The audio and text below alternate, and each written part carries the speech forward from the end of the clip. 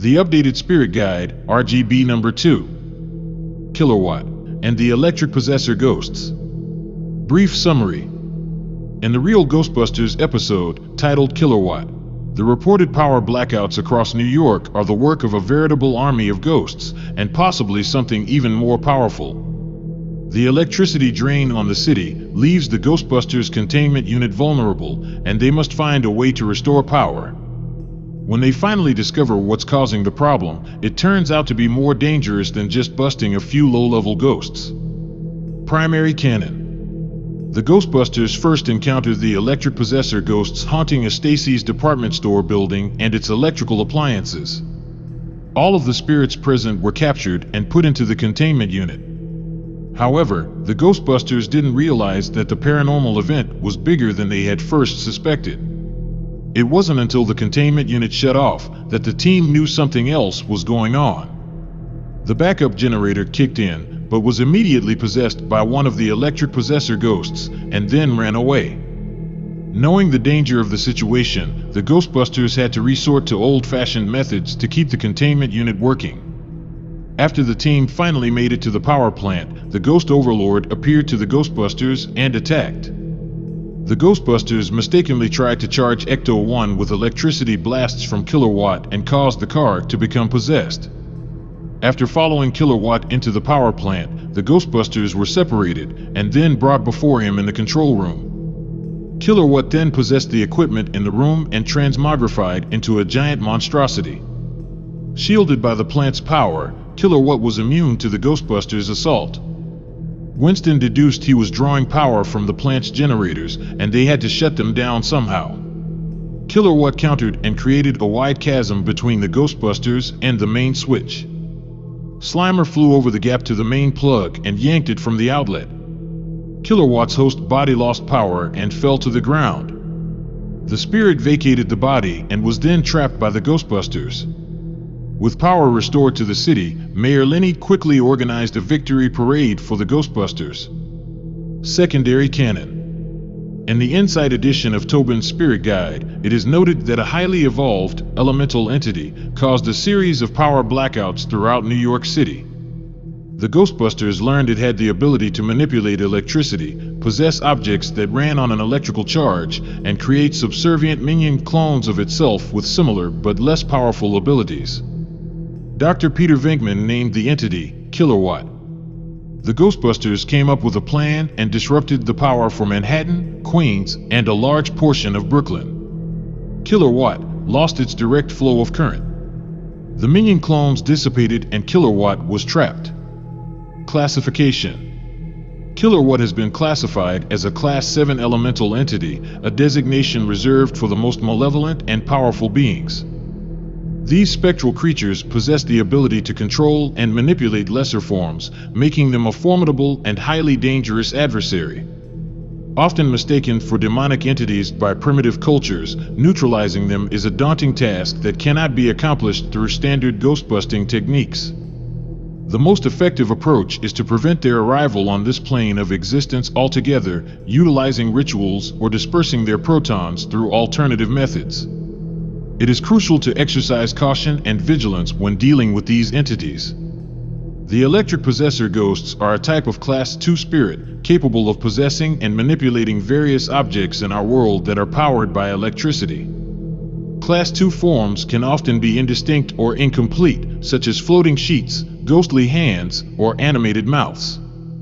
While a proton beam is typically effective against them, some Class 2 ghosts do have the capacity to return attacks.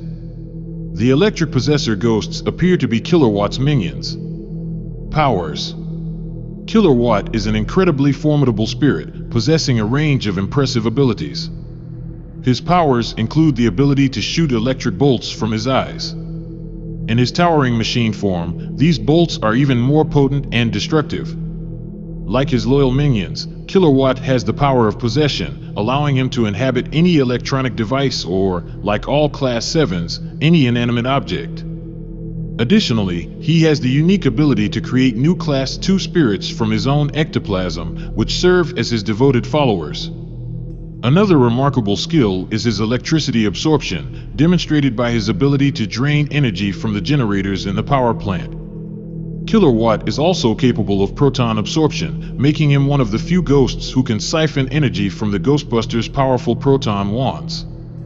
He has been observed animating the power plant into a colossal monster, as well as reanimating cables and large machinery to create new minions. In his giant machine form, Killerwatt possesses supernatural strength, effortlessly destroying a massive metal platform while possessing the enormous machine. The electric possessor ghosts may appear feeble in comparison to other spirits, but they possess a unique ability bestowed upon them by Killerwatt.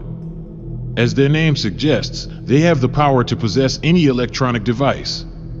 Surprisingly, they are not confined to only possessing or influencing electrical objects, as they have been known to make other objects levitate under their control. Additionally, these lesser spirits are also capable of flight. Personality. Killerwatt is a malevolent ghost overlord and exudes an enormous ego while causing chaos for the Ghostbusters. His laughter serves as a trademark while he orchestrates mischief. When the Ghostbusters warn him that they will only surrender to him over their dead bodies, Killerwatt responds with a sinister quip, "Dead bodies are my specialty," relishing his expertise in killing mortals. The electric possessor ghosts, his subservient minions, obediently carry out his bidding and appear to possess cunning and mischievous natures. Trivia. When Killerwatt absorbs Peter's proton stream, Peter says, "Mikey likes it," in reference to the fictional character Little Mikey from the famous 1972 Life cereal commercial.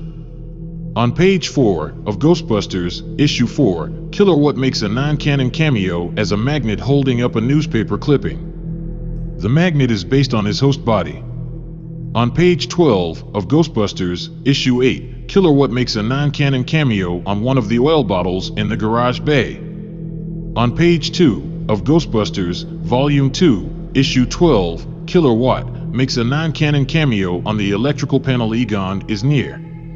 On page 15 of Ghostbusters, volume 2, issue 18, Killerwatt makes a non-canon cameo as the magnet on the He-Man party flyer. On the convention cover of Ghostbusters Get Real, issue 1, Killerwatt makes a non-canon cameo to the right of Winston Zeddemore. Killerwatt also appears on the IDW convention variant cover of 35th Anniversary, The Real Ghostbusters. On page 13 of Transformers/Ghostbusters, issue 3, in panel 1, the head of the body used by Killerwatt in The Real Ghostbusters makes a non-canon cameo appearance. On page 14 of Transformers/Ghostbusters, issue 3, the electric ghost is visually based on Killerwatt. Episode summary. A newsflash revealed the top story in New York was a rash of power failures plaguing the city. Several electric company workers had seen strange spirits manifest on the electric line and had been making reports to their bosses, the news, and the mayor's office. Meanwhile, at the firehouse, Ray presented an old family recipe to the team, ferocious fondue casserole. It looked like he'd taken it from the containment unit. The rest of the guys didn't like the look of the food. When Ray was distracted, everyone fed their portion to Slimer, as Slimer will eat anything. Ray was so happy that the team had finished their plates that he offered them seconds, but luckily, the alarm bell rang. The Ghostbusters had direct orders from Mayor Lenny to take care of a whole group of ghosts haunting a Stacy's department store. Slimer tagged along and kissed Janine goodbye before leaving. The department store building surged with electricity and floated in mid-air as the Ghostbusters arrived. Amid the crowd's cheers, they noted the major psychic disturbance, and it seemed that the ghosts had invaded the mall's electrical wiring. Inside the department store, hardware items activated on their own and attacked the Ghostbusters.